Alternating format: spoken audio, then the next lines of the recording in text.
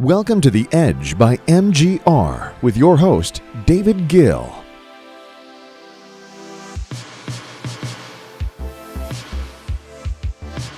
Hey everybody, welcome to The Edge podcast by MGR. Your host, David Gill here. I hope everybody's having a fantastic week. I certainly am, as always. Today's episode is going to be a little different. We're not going to talk too much current event news. I guess it's a little bit, but I wanted to talk about the fall of retail in general, or at least a lot of the older traditional retailers, and to talk about who's really at fault here. Because, and this was actually inspired by a Twitter thread that I came across probably a couple weeks ago. And I've been meaning to talk about this. By the way, Twitter has become my number one social media. I know, these days it seems like most people's number one social media is probably Instagram. Obviously, Facebook is still there too. But for me, I really don't use any social media except for Twitter these days. But I actually had to put, on the iPhone now they have the time limits for apps. And I had to put a time limit on Twitter, 30 minutes a day, because it's the typical thing where, you open it and you just get lost for 40 minutes and you realize, oh my goodness, how much time just passed by.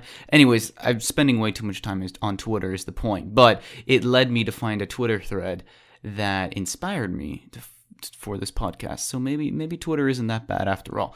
But it's really, I wanted to discuss who's at fault for the death of so many retailers. There's been a lot of news stories of thousands of retail closings this year. Obviously, this has been happening for years now.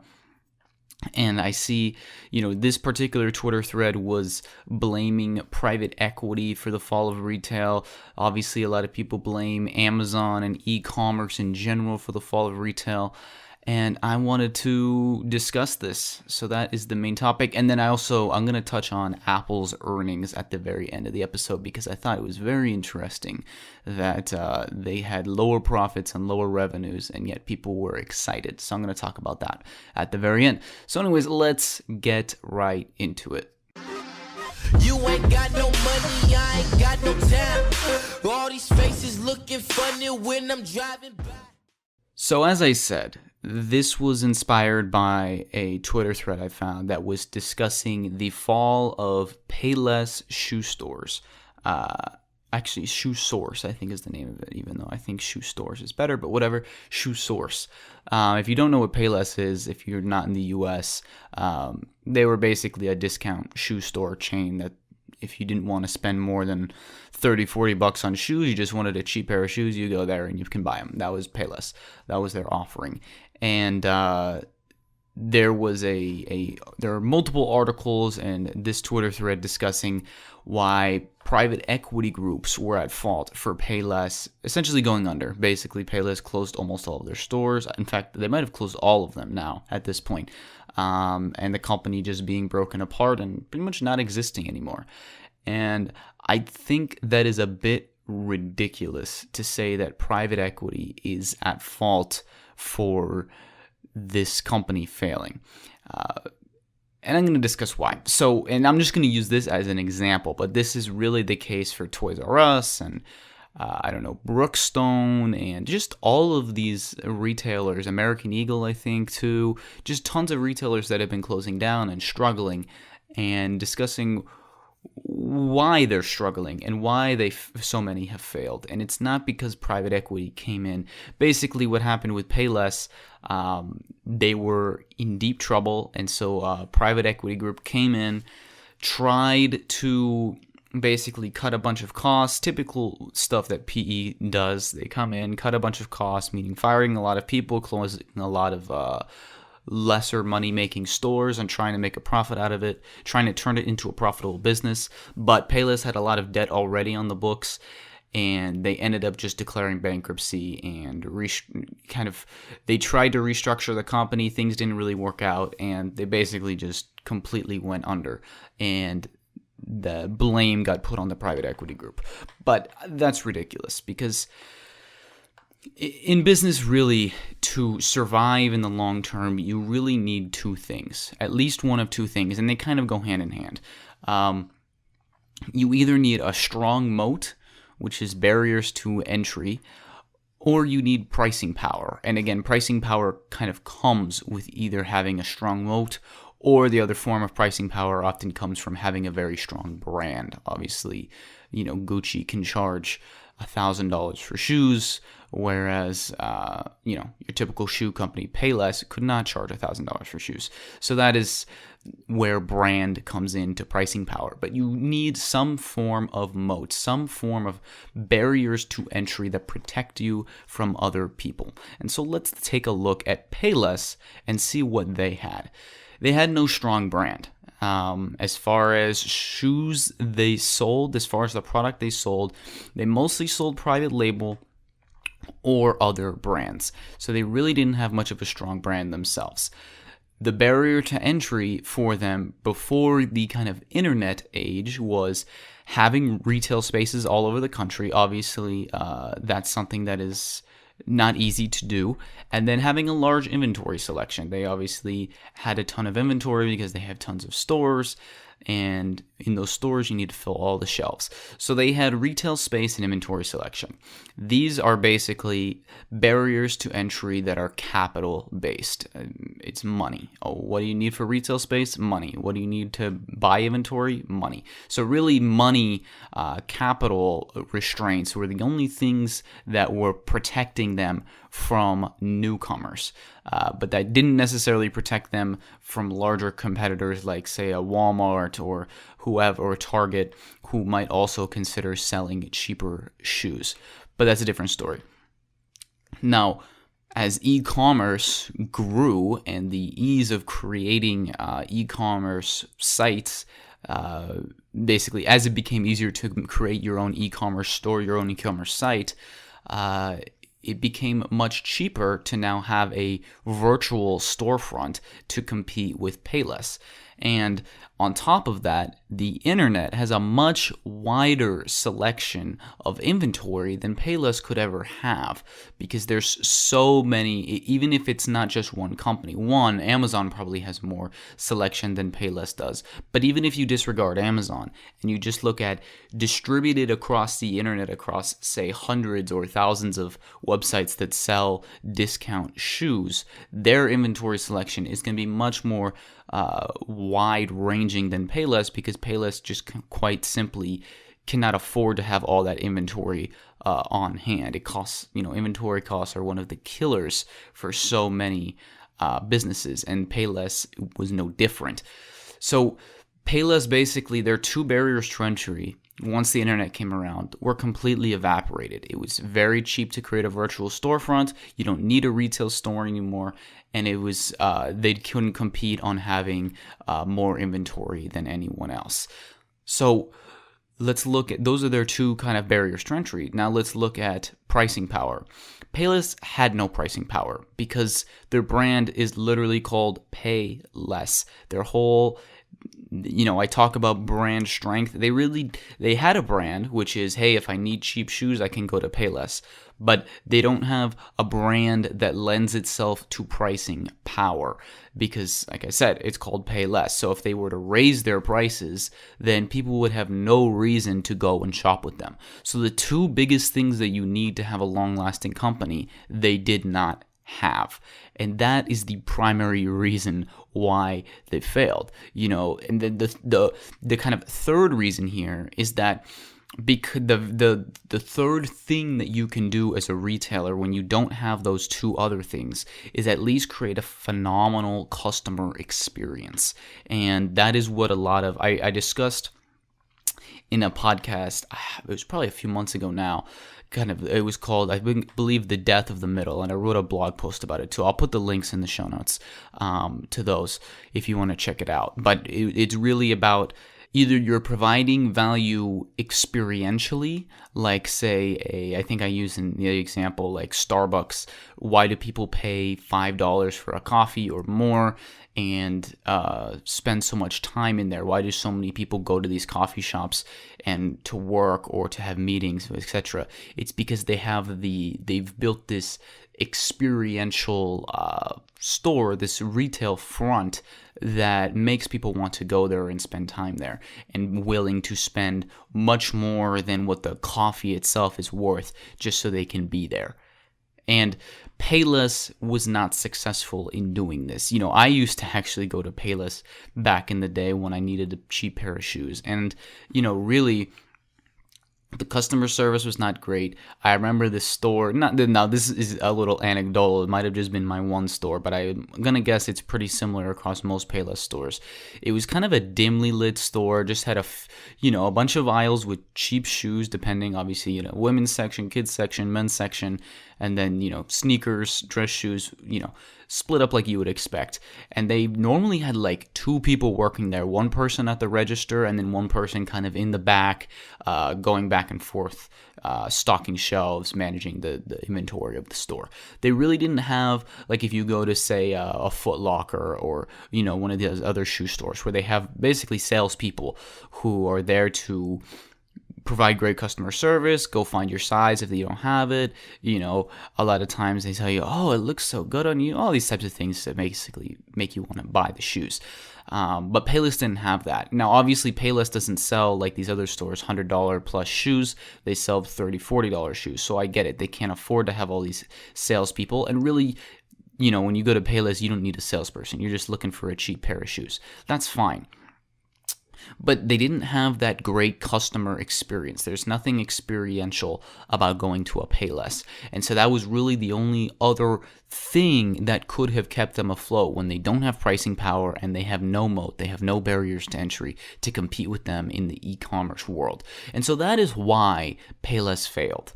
Not because some private equity firm came in at the 11th hour to try to salvage what they could and restructure the company and do all these things. That's not why they failed. They failed because of their own incompetence and their lack of ability to adapt. That's the real truth. And this really goes for most retailers. If you look at ToysRUs, they made a mistake in that they just delegated their e-commerce off to Amazon. They didn't think that it was going to be a big enough deal. And so they, instead of trying to build their own e-commerce infrastructure, when they had all the advantage, because ToysRUs used to be the place to go to get toys, they had all the advantage and they squandered it. They really didn't want to adapt. They didn't want to move into the future that was digital, that was online. And they just chose to essentially license off their e-commerce business to Amazon. And that ultimately killed them.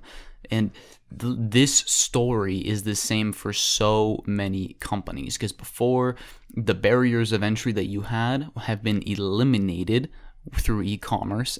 And I realize I'm rambling a bit now. And so my rant to wrap this up is that Amazon and e-commerce advancements, I guess you could say, in general, didn't kill retail. It didn't kill the mom and pop store. Amazon didn't kill small businesses. Both Amazon and e-commerce have created a boom for small businesses and entrepreneurs. They've removed barriers, and it was those older businesses who didn't adapt that are now failing or have failed. But there are millions of businesses that have been created on Amazon, and even more on general just e-commerce on the internet.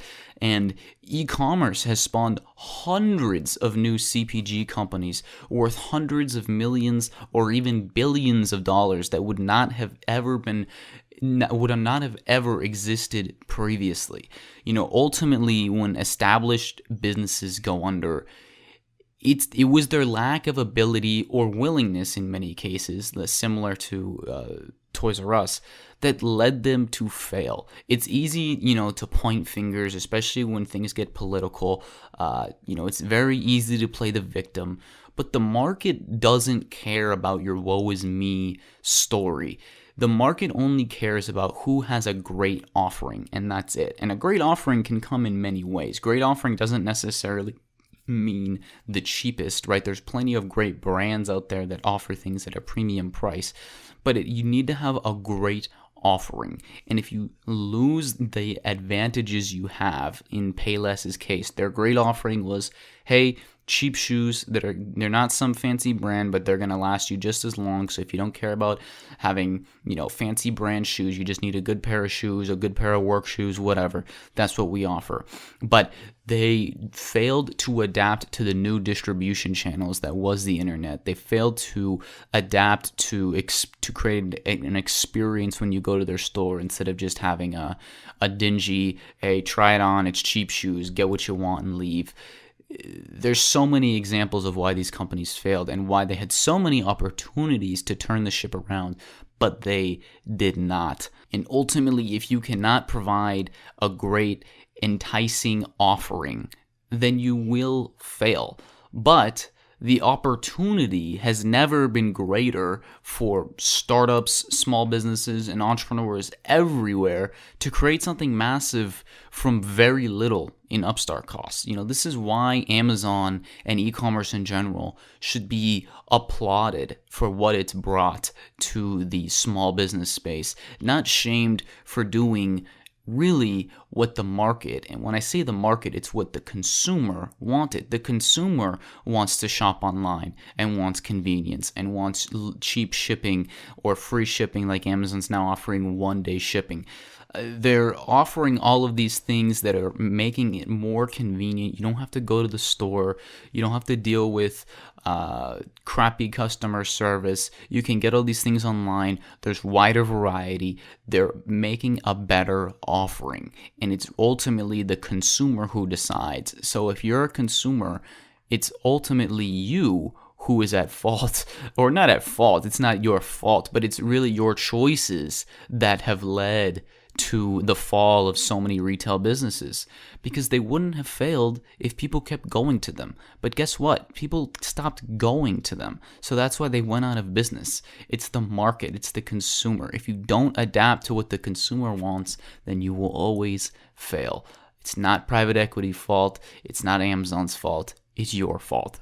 It's a harsh reality, but that's how business is. Anyways, that's my rant that I wanted to go on a little bit, just because I saw so many fingers being pointed in all different directions for why retail is failing. But ultimately, the retailers that failed and the small businesses that failed, small and large, need to ultimately look in the mirror and say, I did not adapt how I should have. Whether you were willing and failed, or not willing and then just signed your death certificate yourself if you weren't willing to adapt. And that's ultimately why so many retail stores have gone under. But we are also seeing a proliferation of a lot of new retail stores that are experiential and are improving in how they really create an experience, give people a reason to go there besides just buying a product, because just for distribution reasons is no longer the case, because now online has made distribution a very even plane, and so just being a nearby store is not really an advantage anymore. And like I said, the opportunity has never been greater for e-commerce and Amazon sellers. Which, speaking of, before we get into the Apple earnings, I wanted to talk to you a little bit about MGR and what we do. And we help small businesses, both small and large, Fortune 500 companies, all the way down to startups and small businesses that are just getting off the ground. We help them create powerful e-commerce sites and strategies to bring people into those sites, and we also create fantastic Amazon stores and listings and help you grow your sales through Amazon, increase conversions, lower your costs, and all of these metrics that Amazon sellers are obsessed with constantly. Maximize your ROI through sponsored ads. We can help you do all of those things. If you are interested in the Amazon side, you can go to mgredge.com/AMZ. Made a special page just for you guys. Or if you're interested in more e-commerce in general, you can just go to mgragency.com and fill out one of the forms, or you can email me directly, david@mgragency.com, and I will be glad to respond or forward your email to whoever is best, whoever needs to see it on our team. So anyways, let's talk about Apple for just a minute. Their earnings were interesting, to say the least. And I say that because their revenues were down, their profits were down, iPhone sales were down, and yet the market, or I should say the stock market, investors, whoever, reacted very positively. You know, the expectations, despite them shrinking, or right, they actually still beat expectations, which is why the stock went up. And it really brings a couple of questions, because it's fitting their narrative of we are less a hardware company and we are more a services company. That's what they've been saying for a couple of years now, and it's becoming more true. If you look at the percentage of revenue that is services, it is now at an all-time high, and they're getting very good at continually monetizing their current customer base, right? It's very hard to keep growing iPhone sales because obviously they're so saturated in North America and in Europe, the true largest markets, at least up to this point, for iPhone sales. And now they're trying to increase the monetization of those current customers. And so the two things that grew were wearables, which is basically the Apple Watch, and services, which is what they've been discussing so much. Their services revenue is up, which is what they really, really care about. And then Apple Watch revenue was up, which means that, you don't buy an Apple Watch if you don't have a phone. So they're more and more able to increase the amount of dollars they're able to extract per current customer. But their biggest challenge right now is in acquiring new customers. And as I said, in North America and in Europe, they're pretty saturated. They're not going to see too much growth as far as acquiring new customers, because at this point, if you haven't bought an iPhone, you probably never will, because maybe you're just an Android person, or for whatever reasons. And so ultimately, Apple is looking to Asia to continue their growth. Obviously, China is the biggest country that they're looking to continue their growth in. But the biggest challenge, and this has been discussed many times by many tech analysts that are based in China, and they have essentially said that the iPhone is not unique in China because everything runs through the WeChat app. And because everything runs through the WeChat app in China as far as the mobile experience goes, and both Android and iOS and every other OS has WeChat, that the Apple iOS is not necessarily a differentiator. In the US, a big deal, and in Europe, a big deal is the iMessage, right? iMessage is a big deal because it locks you in to Apple. You can only have iMessage through Apple devices. But they use WeChat in China, so nobody uses iMessage. So that's a major lock-in that they don't have. And that is almost everything, because WeChat has pay, WeChat has chat, WeChat is social media. They have everything through WeChat, which is available on all mobile devices, not just Apple, which means that Apple is really having to compete on things that they don't want to compete on, primarily price. So they saw a slight uptick in sales in China this past quarter, but it was because they lowered their price by about 6%, which led to an increase in sales. But obviously, that is a dangerous game to play, and a game that Apple has never played. Apple has never tried to compete on price, especially, they're always the opposite. They're always the premium offering versus trying to compete on price with everyone else. But in China, that does not seem to be the case, and that's why they're really struggling so much.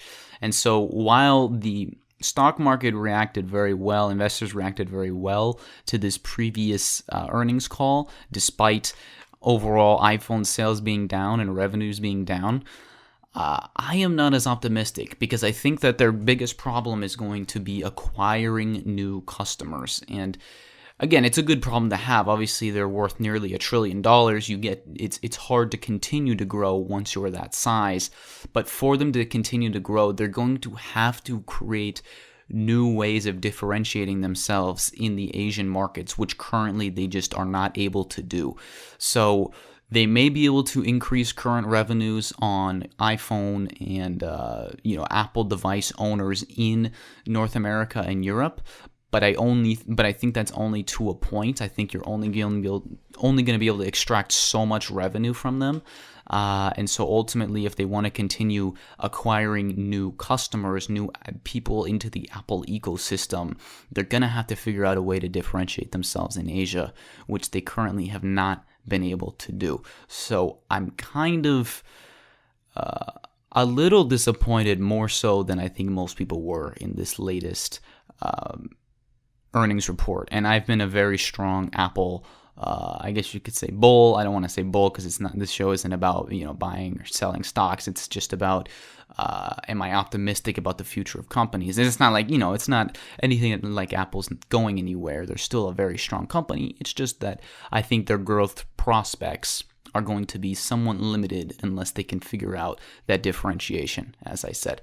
Anyways, those are my thoughts on Apple. We'll see how they continue to try in the Asian markets where they've really struggled. But anyways, thank you guys so much for listening. That is it for today's episode. If you did enjoy, please share this episode with at least just one person who you think would also enjoy it. It really helps us out. And if you did enjoy the show, please leave us a rating or review, or both, on whichever platform you listen on. It definitely helps us grow. So anyways, thank you so much for listening. I will see you next week.